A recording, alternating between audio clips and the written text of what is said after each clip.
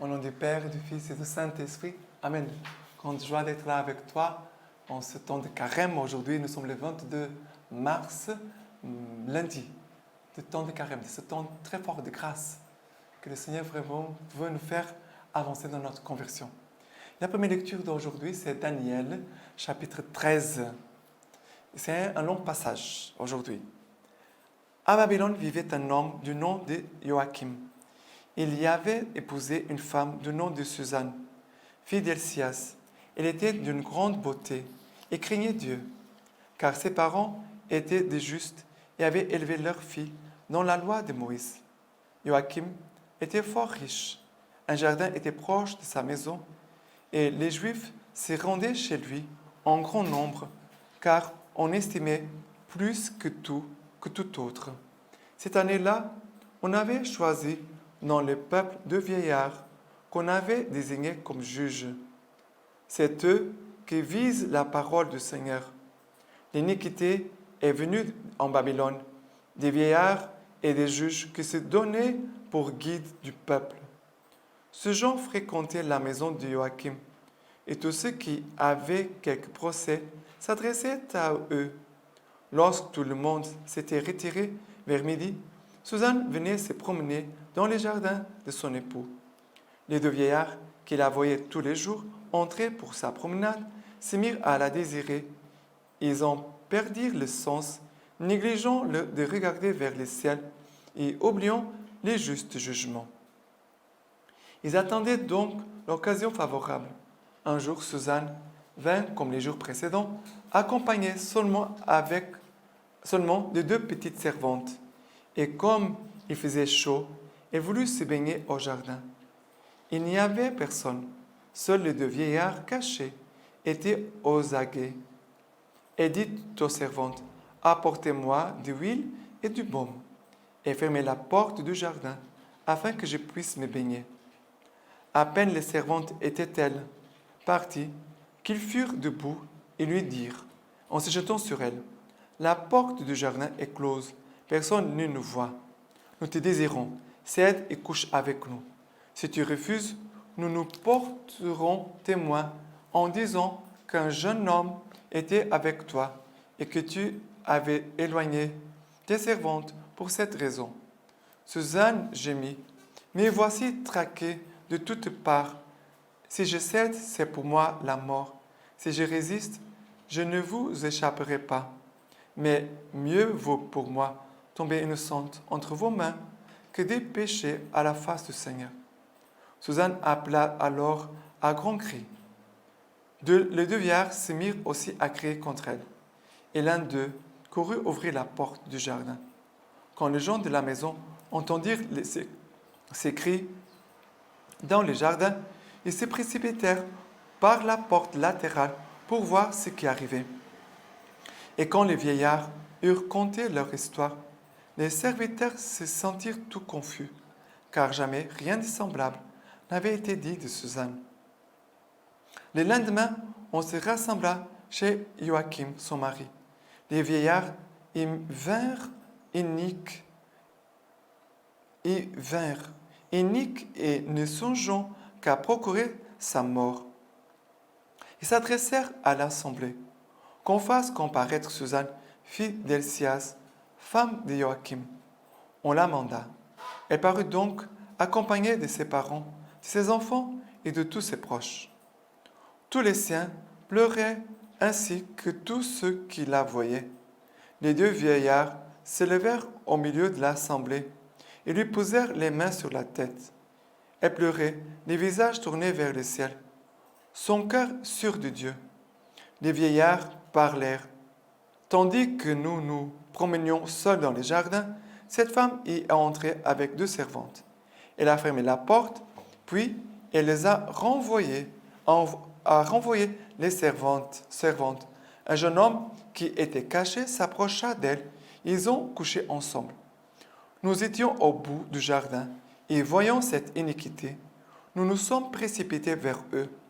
Nous les avons bien vus ensemble, mais nous n'avons pu nous emparer du jeune homme. Il était plus fort que nous. Il a ouvert la porte et a pris la fuite. Quant à elle, nous l'avons saisie et nous lui avons demandé qui c'était. Elle n'a pas voulu nous le dire. Voilà notre témoignage. L'assemblée le crut. C'étaient des anciens du peuple, des juges. Suzanne fut donc condamnée à mort. Elle cria très haut, Dieu éternel, toi qui connais les secrets, toi qui connais toutes choses avant qu'elles n'arrivent, tu sais qu'ils ont porté sur moi un faux témoignage. Et voici que je meurs innocente de tout ce que leur malice a forgé contre moi. Le Seigneur entendit, et comme on l'amenait à la mort, il suscita l'Esprit Saint d'un jeune enfant, Daniel, qui se mit à crier, « Je suis pur du sang de cette femme. » Tout le monde se retourna vers lui et on lui demanda, « Que signifient les paroles que tu as dites ?» Debout, au milieu de l'assemblée, il répondit, « Vous êtes donc assez fous, enfants d'Israël, pour condamner sans enquête et sans évidence une fille d'Israël. Retournez au lieu du jugement, car ces gens ont porté contre elle un faux témoignage. » Tout le monde se hâta de retourner, et les anciens dirent à Daniel, « Viens siéger au milieu de nous, et donne-nous ta pensée, puisque Dieu t'a donné la dignité de l'âge. » Daniel leur dit alors, « Séparez-les bien, l'un de l'autre, et je les interrogerai. On les séparera. Puis Daniel fit venir l'un d'eux et lui dit, « Tu as veillé dans l'iniquité, et voici, pour t'accabler les fautes de ta vie passée, porteur d'un juste jugement, qui condamnait les innocents et acquittait les coupables, alors que le Seigneur dit, « Tu ne feras pas mourir l'innocent et le juste. » Alors, si tu l'as si bien vu, dis-nous, sous quel arbre tu les as vus ensemble? Il répondit, sous un acacia. En vérité, dit Daniel, ton mensonge est retombé sur ta tête. Déjà l'ange du Seigneur a reçu de lui ta sentence et vient te fracasser par les milieux. Il le renvoya, fit venir l'autre et lui dit, race de Canaan et non pas de Juda, la beauté t'a égaré, le désir a perverti ton cœur. Ainsi agissez-vous avec les filles d'Israël. Et la peur les faisait consentir à votre commerce. Mais voici qu'une fille de Juda n'a pu supporter votre iniquité. Allons, dis-nous, sous quel arbre tu les as surpris ensemble? Il répondit, sous un tremble. En vérité, dit Daniel, toi aussi, ton mensonge te retombe sur la tête. Voici l'ange de Dieu qui attend, l'épée à la main, de te trancher par les milieux pour en finir avec vous. Alors l'ensemble entier poussa des grands cris, bénissant Dieu qui sauve ceux qui espèrent en lui. Puis elle se retourna contre les deux vieillards que Daniel, de leur propre bouche, avait convaincus de faux témoignages. Selon la loi de Moïse, on leur fit subir la peine qu'ils avaient voulu faire subir à leur prochain. On les mit à mort et ces jours-là furent préservés d'un sang innocent. Regardez, cette lecture elle est longue, mais elle parle des choses très, très importantes. Parce que parfois, comme les vieillards, ils ont détourné leurs yeux du ciel et négligé de regarder vers le ciel et oublié c'est juste jugement. Ça veut dire, ils ont oublié la parole du Seigneur, ils ne regardaient plus vers Dieu. Ils ne regardaient pas le ciel, ils ne regardaient pas Dieu. Alors, c'est le péché qui a commencé à entrer. Ils ont commencé à nourrir les péchés dans leur cœur, au point qu'ils vont faire de faux jugements, de faux témoignages et condamner à mort Suzanne. Mais Suzanne, c'était une femme vraiment qui aimait Dieu, qui craignait Dieu, qui suivait vraiment le Seigneur. Et pour cela, elle va dire, au moment qu'ils vont vouloir coucher avec elle, elle va dire, « Mais voici traqué de toutes parts. Si je cède, c'est pour moi la mort. Si je résiste, je ne vous échapperai pas. Mais mieux vaut pour moi tomber innocente entre vos mains que de pécher à la face du Seigneur. » Et on pourrait retenir cette phrase. Mais mieux vaut pour moi tomber innocente entre vos mains que de pécher à la face du Seigneur. Ici, Suzanne vraiment qui a mis toute sa confiance en Dieu. Toute sa confiance. même au point qu'elle va mourir innocente. Et là, Dieu, elle crie vers Dieu. Suzanne, elle confie sa vie à Dieu. Et Dieu va susciter l'Esprit Saint chez Daniel. Et Daniel va avoir cette clarté. Et c'est grâce à Daniel qu'il va découvrir le mensonge. Daniel, c'est un homme de jugement, mais de discernement, de la sagesse de Dieu. Et il va découvrir le mensonge et Suzanne va être délivrée de la mort. Voilà. Les psaumes d'aujourd'hui, c'est les psaumes 23, 22, versets 1 à 6. Le Seigneur est mon berger, rien ne me manque. Sur des prés d'herbes fraîches, il me fait reposer. Vers les eaux du repos, il me mène. Il y refait mon âme. Il me guide au sentier de justice à cause de son nom. Passerai-je un ravin de ténèbres? Je ne crains aucun mal, car tu es près de moi. Ton bâton et ta houlette sont là qui me consolent. Devant moi, tu apprêtes une table face à mes adversaires. D'une onction, tu me parfumes la tête. Ma coupe déborde. Oui, grâce et bonheur me pressent tous les jours de ma vie. Ma demeure est la maison du Seigneur en la longueur des jours. C'est cela notre désir. Nous voulons vraiment habiter avec le Seigneur pour toujours, d'être dans cette communion, dans cette unité avec le Seigneur. C'est notre soif de goûter l'amour de Dieu et de vivre dans sa présence. Mais le psaume, au verset 3 dit, « Il me guide au sentier de justice à cause de son nom. » Je confie que le Seigneur me conduit. En toutes choses, le Seigneur est là avec moi. Il me conduit. Et même si je passerai par un ravin de ténèbres, je ne crains aucun mal, car le Seigneur est là. Son bâton et ta houlette sont là qui me rassurent. Dit le psaume. Mais d'avoir cette certitude, le Seigneur me conduit. Je confie au Seigneur toute ma vie et tout ce que je vis. Et je n'accepterai pas d'entrer dans des chemins de péché et de mal, comme le vieillard voulait faire avec Suzanne. Et l'évangile d'aujourd'hui, c'est Jean chapitre 8, versets 1 à 11. Quant à Jésus, il allait au mont des Oliviers. Mais dès l'aurore, de nouveau, il fut là dans le temple. Et tout le monde venait à lui. Et s'étant assis, il les enseignait. Or, les scribes et les pharisiens amènent une femme surprise en adultère. Et la plaçant au milieu, ils disent à Jésus, « Maître, cette femme a été surprise en flagrant délit d'adultère. Or, dans la loi, Moïse nous a prescrit de lapider ces femmes-là. Toi donc, que dis-tu » Il disait cela pour le mettre à l'épreuve, afin d'avoir matière à l'accuser. Mais Jésus, se baissant, se mit à écrire avec son doigt sur le sol.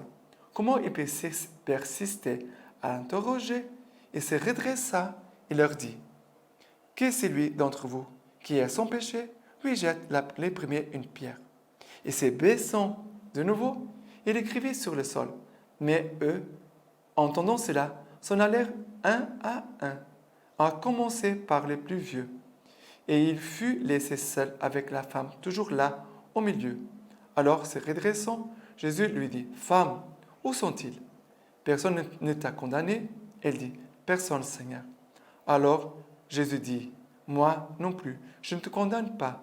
Va, désormais, ne pêche plus. » Regardez, cette femme qui a été attrapée en péché mortel, un péché grave, l'adultère, c'est un péché très grave. Ils vont apporter la femme et disent, Jésus, Moïse dit que cette femme doit être lapidée, doit mourir. Que dis-tu? Jésus était debout et s'abaisse pour rencontrer l'homme, la femme, dans son péché. Jésus s'abaisse pour nous rencontrer à nous, là où nous sommes dans notre péché. Il continue d'insister. Mais qu'est-ce que tu dis? Qu'est-ce qu'on fait? Jésus se met debout, il va dire, c'est lui qui n'a pas de péché que jette les premiers là, une pierre. Celui qui n'a pas de péché que jette la pierre sur la femme. Il s'abaisse à nouveau. Comment Dieu nous aime? Il s'abaisse. Et Jésus nous revoit dans nos yeux. Comme Jésus certainement était là en train d'écrire, peut-être regarder aussi la femme, pour que la femme puisse être rassurée, avoir la confiance en Dieu. Et après, ils vont tous partir, Ils vont tous partir. Commençons par les vieux. Parce que les plus vieux sont ceux qui ont plus de péchés. Ils vont partir. Et Jésus va dire à la femme, femme, où sont-ils? Personne ne t'a condamné? Elle va dire, non, personne, Seigneur. Jésus dit, moi non plus, je ne te condamne pas. Jésus va dire, je ne te condamne pas pour ton péché. Mais après, il y a une chose que Jésus va dire, va, désormais ne pêche plus. Désormais, arrête avec ton péché. Je ne te condamne pas, mais désormais ne pêche plus. Voilà. Le Seigneur aussi nous dit la même chose à chacun de nous. Et la lecture patristique d'aujourd'hui, nous avons un défenseur devant le Père de Saint Jean Fischer. Le Christ Jésus est notre grand prêtre. Son corps est le sacrifice de notre rachat qu'il a offert sur l'autel de la croix pour le salut de tous les hommes. Le sang répandu pour notre rédemption n'était pas celui des veaux et des boucs, comme dans la loi ancienne, mais de l'agneau très innocent, Jésus-Christ notre Sauveur. Ce sacrifice est si apprécié et agréé de Dieu que celui-ci, dès qu'il l'a vu, n'a pu refuser, prenant pitié de nous, d'accorder son pardon à tous ceux qui se répandent vraiment.